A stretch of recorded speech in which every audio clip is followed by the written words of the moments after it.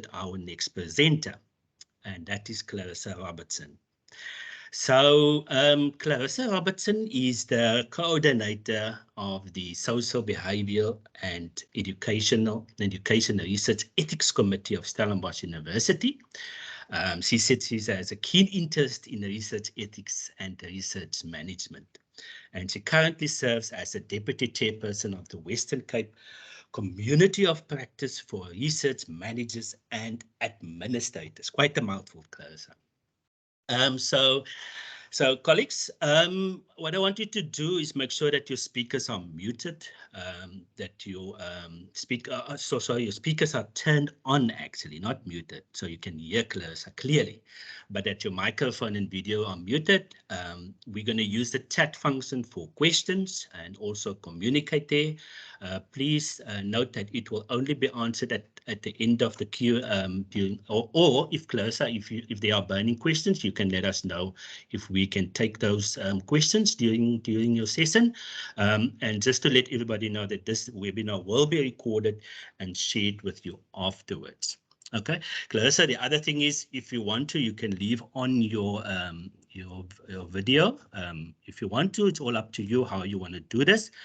But in all case, all over to you. Thank you, Yusuf. Now, I am going to switch my video off so that I can really give my slides a full view. I just wanted to thank you and Marie and Saviwe for inviting me to do this presentation and for our colleagues joining this link. Library Research Week is very close to my heart because, as Marie and Yusuf knows, I was a research assistant in the Research Commons a couple of years back. So, so anything the library asks of me to do, I will do it.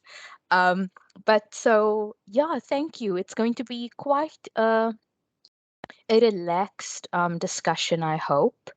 And I really hope that we can have a conversation, not just about what I'm going to present to you, but also any experiences or questions you might have. You can post it in the chat. I would prefer that perhaps we leave questions and answers to the end. I have made allowance for questions and answers and discussions. It's just so that I don't lose focus during the presentation.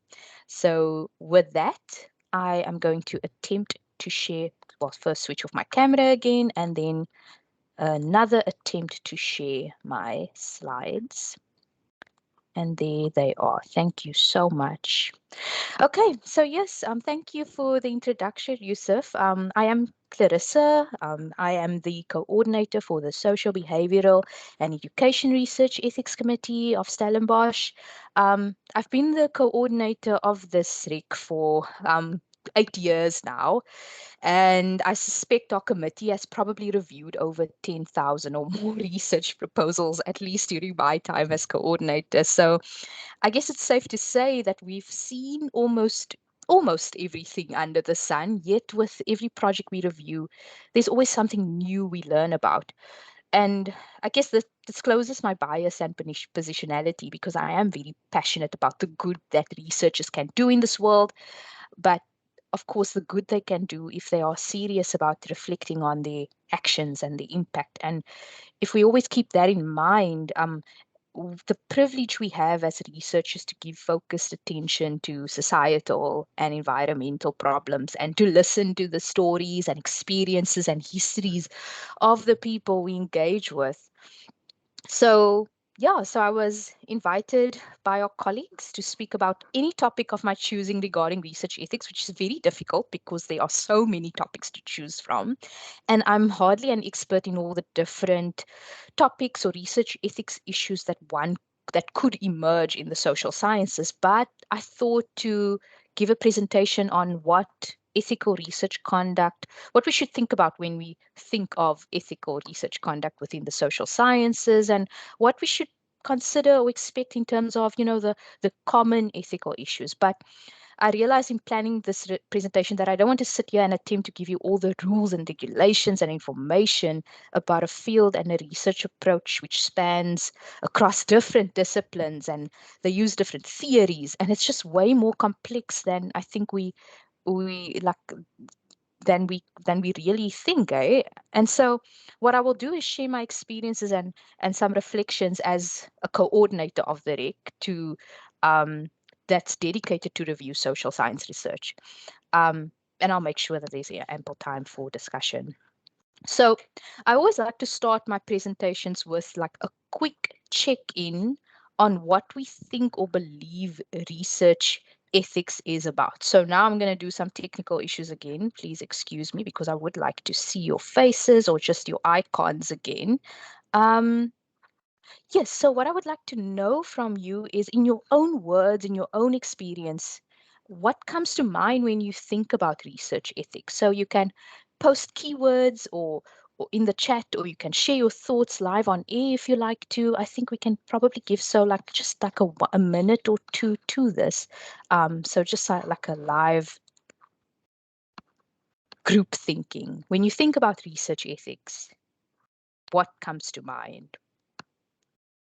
I don't see anyone typing yet, so I'm hoping that you, if you want me to repeat the question or the brief, then please do. Anything that comes to mind, anything goes. I don't see anything in the chat yet, so I'm going to type respect. Yeah. Standards of behavior for the researcher to make sure that they and their research subjects' rights are protected. Yes, thank you, Ulrika. Credibility. Ooh, that's interesting. It almost links to kind of like what we often use in the research ethics circles is like accountability, transparency. So very good. Thank you, Mashioka. Informed consent, ensuring analysis is accurate. Thank you, Nina Marie. Okay, I'm just going to wait for a few, but this is interesting, and thank you for the few things that have come in. And of course, if you still would like to share a few keywords, a few things or experiences, please do. I think we can just come back to it when we have our Q&A. It would be interesting just to see your perspectives in that regard. So let me get myself back here in the slides. And what's always interesting to me is what's exciting for me to hear is that research ethics is not something that's unknown or unfamiliar, an unfamiliar thing to us, but we can draw on our knowledge, our experience, and our own values and moral systems, as well as our understanding, to kind of draw a picture of what ethical research is about. So, in terms of research ethics, you guys are all right on the money in terms of what things typically creep up when we think about, or where we talk about research ethics. And what I often in my training tell researchers is that, with what we think about is research, if not done with care, we know that it has the potential to inflict harms or hurt or reinforce the idea that participants are means to an end. And that's why we have this real ethical and this aim for ethical and responsible research practice, to ensure that our participants and the information are treated with required dignity and respect. So I'm thinking of what Nina Marie and Ms. Shioka mentioned about credibility and accurate analysis. And so we always strive to find the least harmful or the most dignified way to engage with others and their information. That being said, we acknowledge that the most well-known guidelines and frameworks we have, and which guide ethics in research, these codes and these keywords that you've just posted in the chat, sometimes they have a biomedical tinge to it. And I think many of you have heard of the Declaration of Helsinki, the Belmont Report, the Nuremberg Code, amongst others. And these codes and guidelines, of course, came about as a necessary response to cases of severe, horrific research misconduct. And these have guided medical and health researchers, as well as inspired reflection on and the development of ethics codes in other fields. So there have since been a proliferation of similar research ethics guidelines and codes, specifically for the social sciences, and it ranges from computer science to sociology, anthropology, psychology, arts-based research, business research. And these codes, of course, are useful in that it provides us with guiding principles for ethical research. And as long as we think about and build our research plan around these ideas, these values, and these principles, then we should theoretically end up at a point where, or a decision whereby our conduct is ethical and responsible. That's what we believe, and that's what I think the essence of those codes, or perhaps the reason those codes were developed in the first place. But aside from being guided by research ethics codes and guidelines, researchers would typically submit their proposals to a research ethics committee for review and approval. And that would typically involve a group of academics or experts reviewing the proposed research and confirming whether the manner in which the research will be conducted is appropriate and according to the best ethical practice. And we hope that the members on these committees, we try to ensure that the members on these committees have the specific expertise or training in the typical methods or techniques that we use in the social sciences. So this model of research ethics review is based on the model that was used to review biomedical research, and typically research that follows a more structured approach in their conduct. And where the nature of such research, the way that the structures and the processes of research ethics review is designed, it's based on where the nature of that research allows for the calculation or probability and severity of potential harms and risk, and you can put things in place to mitigate these risks, right? But in social science research, it's a bit more difficult to plan, plot, or anticipate every kind of encounter or interaction that could pose a potential ethical issue, or to try to mitigate and manage these. So it makes prospective review and approval of such research very difficult and subject to constant amendment and assessment. And also, research ethics review procedures and approvals and codes and rules and guidelines, it can have the unintended consequence of making researchers and ethics committees believe that as long as we tick the right boxes and get the approval from the REC, that the research has been cleared from any potential ethical issue, harm, misconduct that might arise.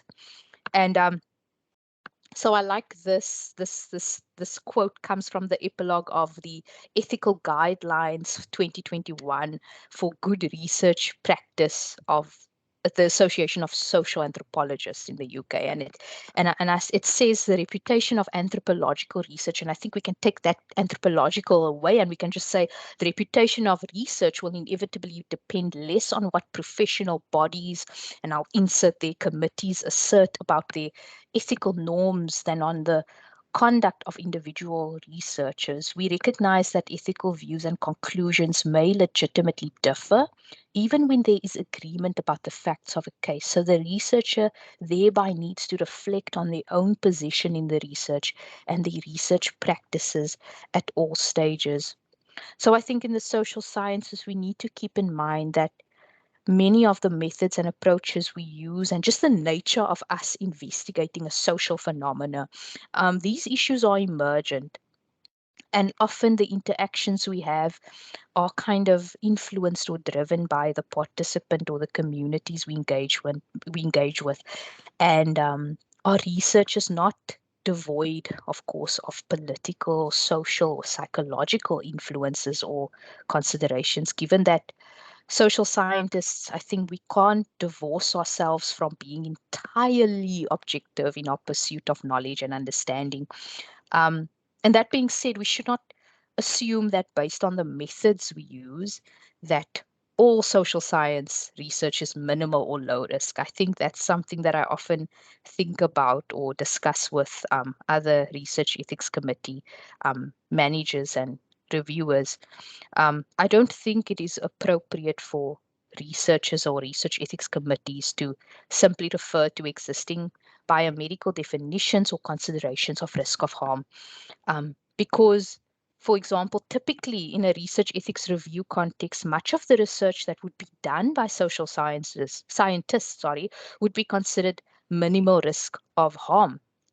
And that's based on the definition of minimal risk, which says that it generally means that the probability and magnitude of physical or psychological harm anticipated in the research are not greater in and of themselves than those ordinarily encountered in daily life or in routine medical, dental, or psychological examination. So you can see that there's a lot of the words that are used are in terms of like calculating risk and mitigating risk, and how do we define what is considered harm not greater than what people regularly or ordinarily experience in daily life.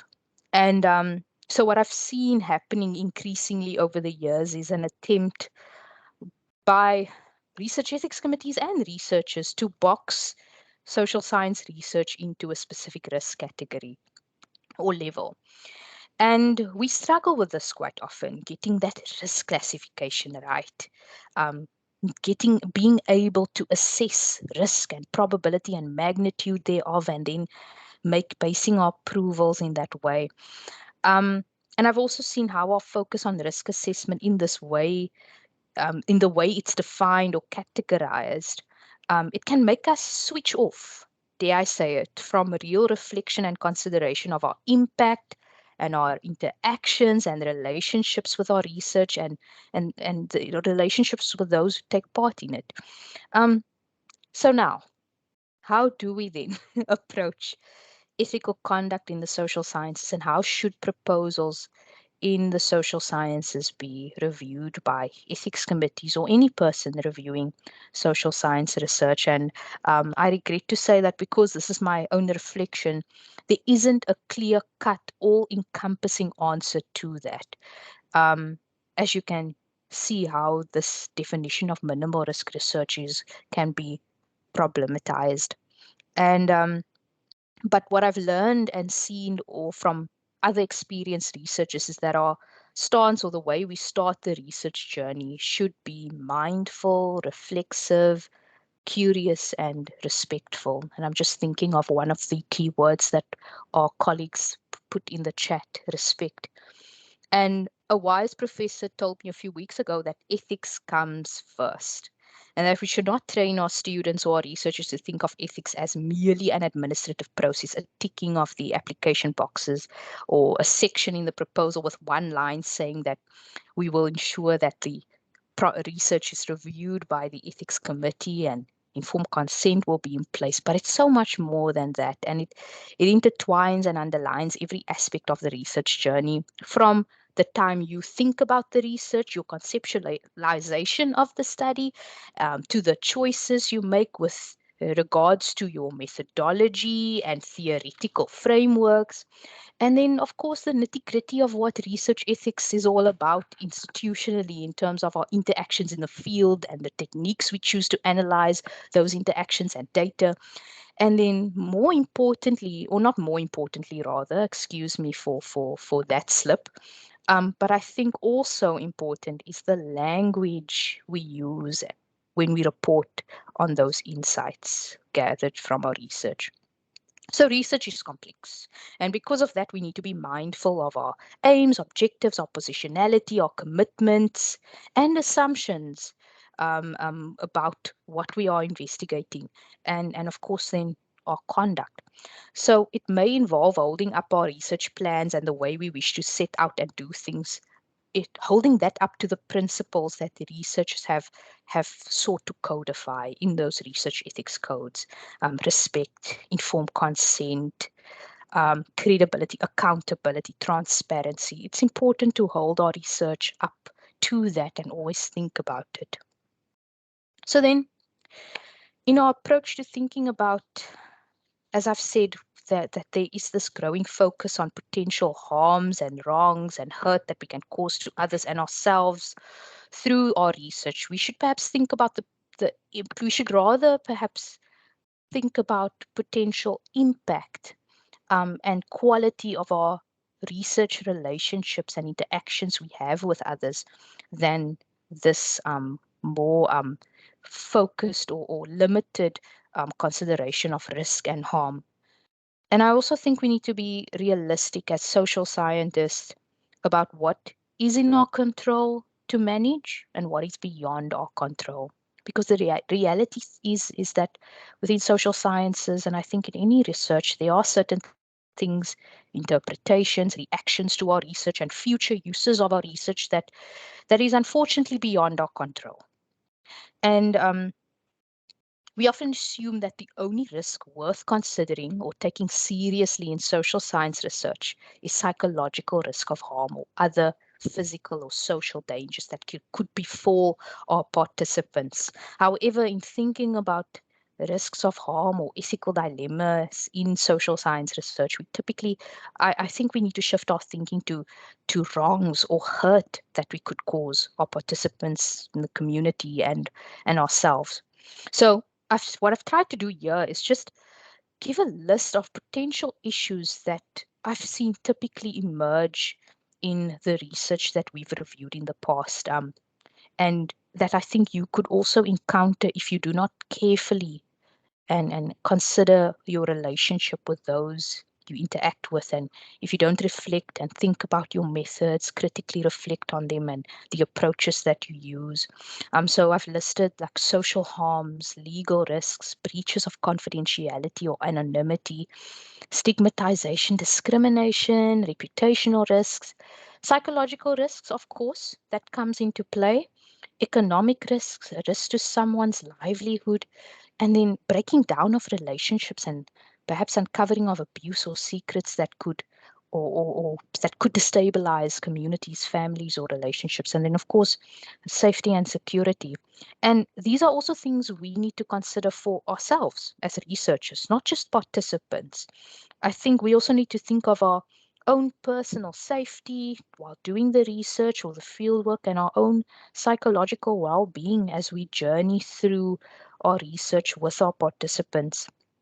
So the beauty of social science research, if I now have to end my reflection, is that I think we are trained to think critically and philosophically about the phenomena we research. So these ideas are probably very commonplace in your methods and your approaches, and it's probably quite obvious to you. Um, so, although it's uncomfortable or sometimes overwhelming or difficult for all of us to anticipate the impact of our research and to carefully plan and anticipate every ethical issue that might occur, and perhaps it's impossible to do so, I do think that within the social sciences and the approaches, we have to trust our approaches and our methods in offering us a starting point and useful principles and techniques from which we can reflect about ethical issues and we can scope out what potential things we need to consider about or consider. So this is where I stopped talking. I did say that it's going to be more a reflection of my own experiences and my own like views in terms of research ethics in the social sciences and why it is so difficult and the ethical issues that typically emerge. But the purpose of this is to actually just have that engagement with you all and to hear your thoughts, your inputs, your experiences, or you can ask any questions about my reflections and experiences so we can learn together and from each other. So thank you very much for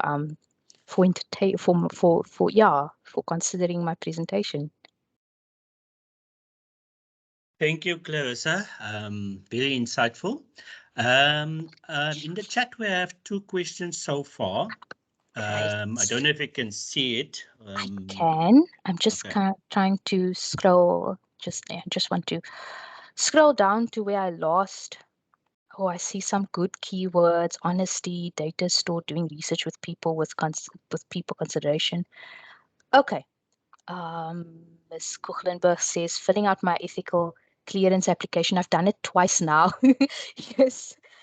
Both times have been a process in which I reflect a lot about the potential impact my research could have in the data gathering stages and where and how it could impact organizations and what that impact entails. Yeah, often when we go through the application form and the research ethics process, that happens a lot, those deep reflections. So great, it's good to have that experience, but I also note how difficult that can be. I think Dr. Taylor said in the research ethics applications, we have low risk, medium risk, and high risk. What is the actual difference between these three? And how do I know that my research ethics is medium risk or not medium risk? Oh, Dr. Taylor, that is exactly what I think while I planned for this presentation, it's something that I started thinking about as well. And that thankfully, positively, the Research Ethics Committee is thinking about. We have thought that we need to discuss our definitions again. How do we define what is low risk, what is medium risk, and high risk? So typically, and I'm not sure, I will see if I can share the, I don't think I'll have enough time to share the SOP. So the Research Ethics Committee has a standard operating procedure, and we define very vaguely at this moment what low risk, medium, and high risk is. But typically, what is low risk is quite clear. I think with low risk, a lot of the research falls under low risk at our institution. It's research where your participants are generally adults. The topic that is under investigation are typically, it's something that would not, and there's that risk of harm language, potential harm language that is often used. It's something that is the risk is very minor. It would not go to the extreme of the social harms or psychological harms that I spoke about earlier. I don't believe, I need to check my definition, but I don't think we use that definition of minimal risk in our in the RIC SPE. And I've explained the reason why we deem it as kind of problematic, or there's some issues with that definition. But with medium or high risk, medium risk, typically research involving children is considered medium risk in our processes. Um, Research involving vulnerable groups of people, and there we really try to rely on the researcher's definition or their conceptualization of why the participant group, the vulnerability that they perceive. Is it situational? Is it contextual? Is there, because we don't believe that someone is inherently vulnerable by characteristics that they possess. And also where, for example, your research would, the topic under investigation, the questions you are going to ask, it is going to open up past experiences of trauma, negative experiences someone might have. It would ask them to reflect on difficult topics, difficult experiences they would have had, where you might need to mitigate that with either support, additional support for those participants, or you would have to be very careful in navigating that interaction. High risk research, of course, we do have a clearer set of definitions in terms of what would be considered high risk. So I think, Dr. Taylor, if I may, I don't want to take up all the time now. It is difficult to define. We are also in flux in terms of we want to rethink our definitions. So I would love to share that section of the SOP with you after the session, or through Marie and Yusuf. And then, if you have your own ideas or definitions and you just want to run that past me, please do. We are in the process of thinking about it, so it would be very helpful. I wonder if I can take a question. I see Ulrike's hand has been up, and then I'll go back to the chat. Yes. Thank you, Ulrike. Hi, Clarissa. I just thought I'd show my face, and thank you for your presentation. I have a question, because we've often spoken about research, because I'm relatively new to the role as our department's research ethics coordinator. And a question I still have, and if you have any reading that you can recommend, is around research ethics in the business sciences, because we also fall under the SPE rec, although we're not one of the letters, but we're not social, behavioural, or education.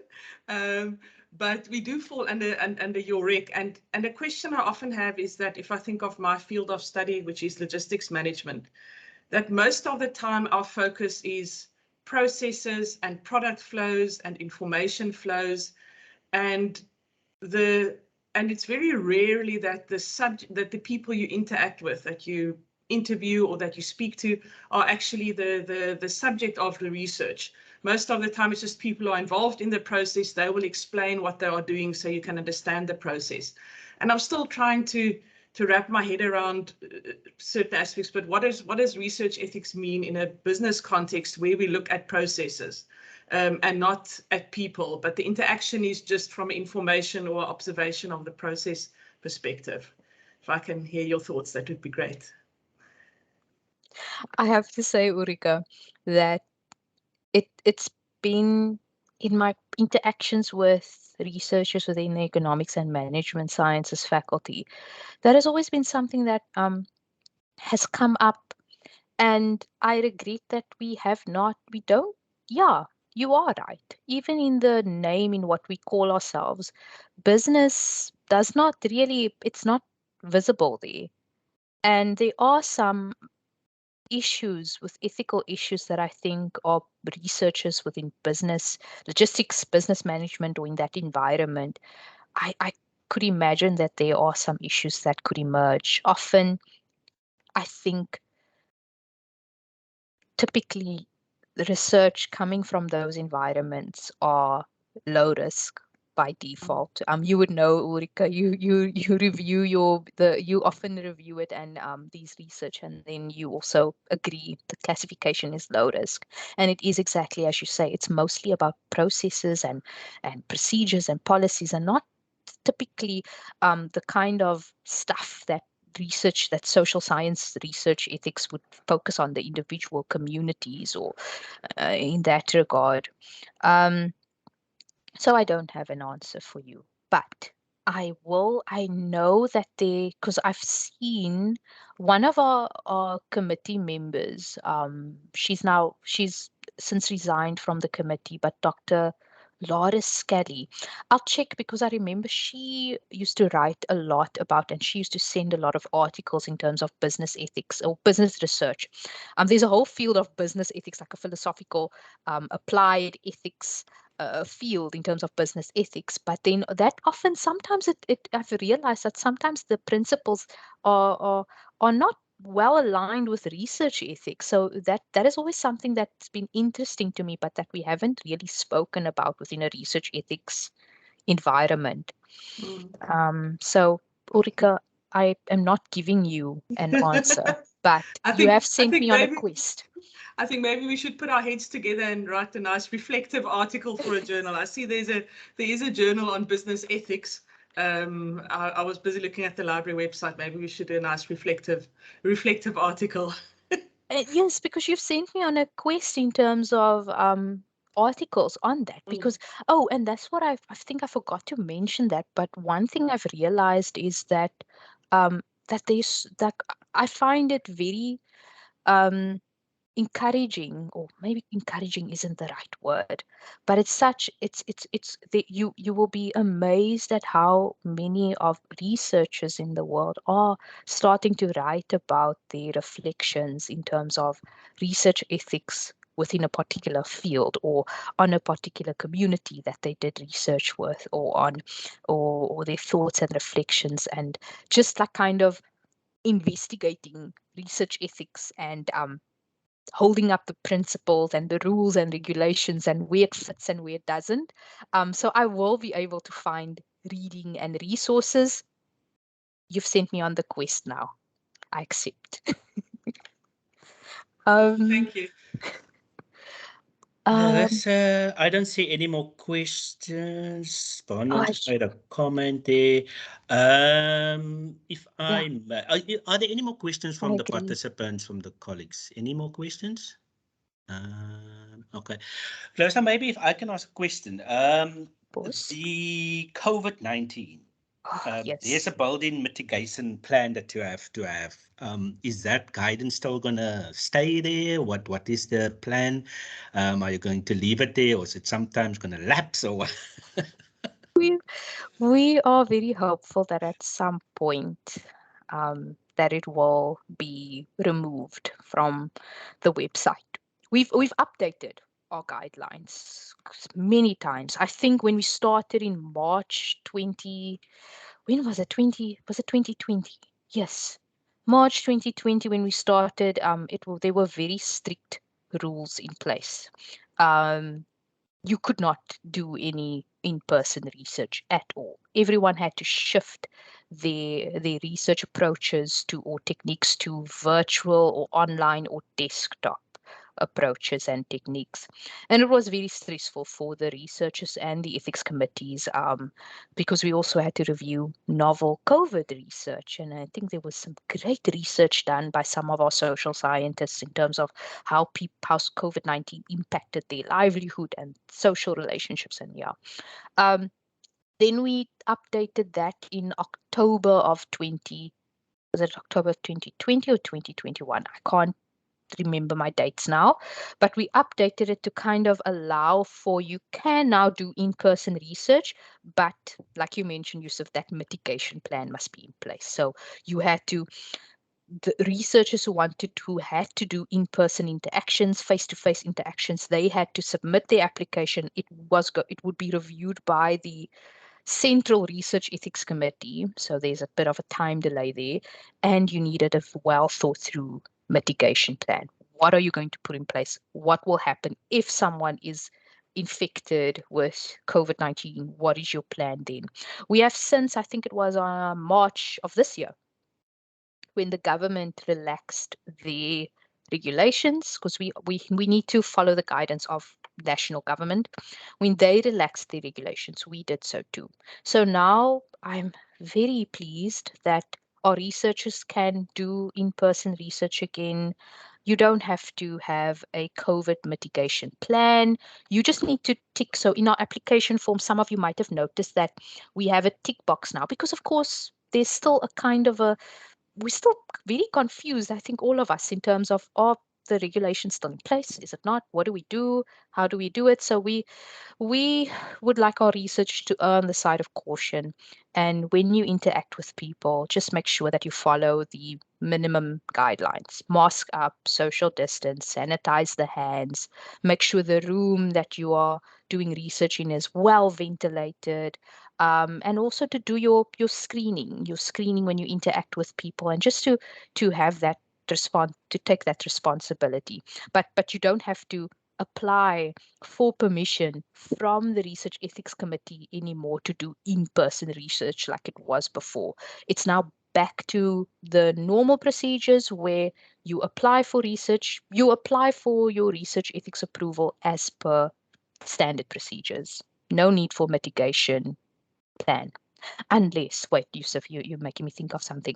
The only requirement where we still ask for mitigation plan is if you are working with vulnerable population groups, but specifically people who are more at risk in terms of suffering health complications due to COVID-19 infection or transmission, or if you're working in closed contexts, like for example, if you were going to do research at a correctional facility, or perhaps in an elderly care facility where it's more kind of where there's more people with comorbidities, or in a case of a correctional facility where there's a bit more less opportunity or structures in place to facilitate social distancing. Yeah. Okay, that was a mouthful. Thank you. Thank you, Clarissa. I don't see any more questions. So if there's none, then any last word from your side, Clarissa? I think I just to tack on to what Bronwyn said, we all have responsibility for our conduct during research. And in the end, I mean, what I often, when I do consultations with researchers, is that yes, the Research Ethics Committee is there as a resource. And I often it's difficult to see it that way, because researchers typically engage with us through this online application form. You have to fill in the form. There's a lot of documents. I think Ms. Kucklenberg will be able to confirm that. There's a lot of documents, a lot of stuff to think about, a lot of to and fro between the different ethics committees. So it can become very frustrating, and I admit that sometimes it can feel very like you can feel very defeated throughout the process because someone comes back with a comment. But I strongly, like, I can vouch for the ethics committee to say that from the committee's point of view, I work with these people, I sit with them, I hear their rationale and their thinking that that unfortunately is not very, sometimes can't be captured in a feedback letter.